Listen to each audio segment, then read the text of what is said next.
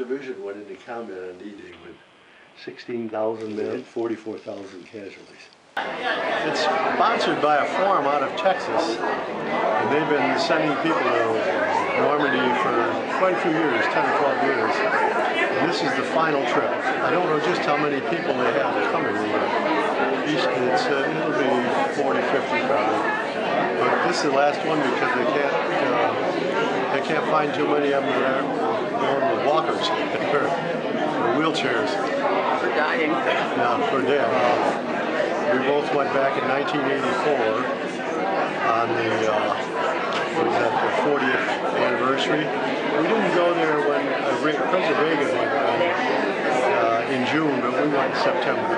He took me all through the hedgerows and the beaches wherever they were. And just, it's a very emotional experience for both of us.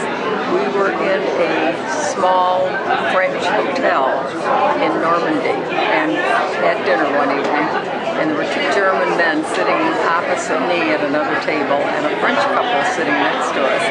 And the two Germans came over and sat with us and started talking. We talked until about 2 o'clock in the morning.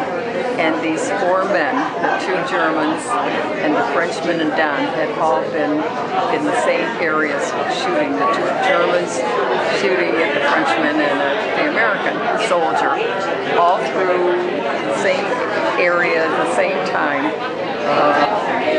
One of the Germans had been captured by the American Army and he was a prisoner of war in Texas, and that's where he learned English. And he said, "You Americans were very good to your German captives, and I'm sorry we were not good to you." And the next day when we went to pay our bill for our room and our dinner, we couldn't pay it. The German man had paid it. And the manager at the hotel said he had been so grateful to his American captives that this was the only way he could pay them back. And he was just glad to be alive and to be healthy and has been treated well. That was one of the most meaningful experiences I can think of. We met when we were in high school together, and I was 17, she was 15. And my sister brought her home one time, and I thought that looked pretty neat. And so we started dating then, and then that would be 1942. In 1943, I got drafted and left.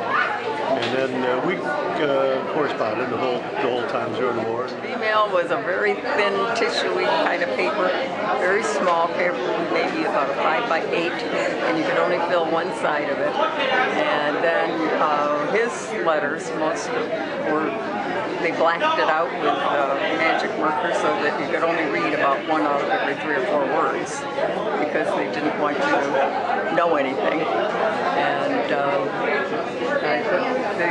it was just a long journey. So.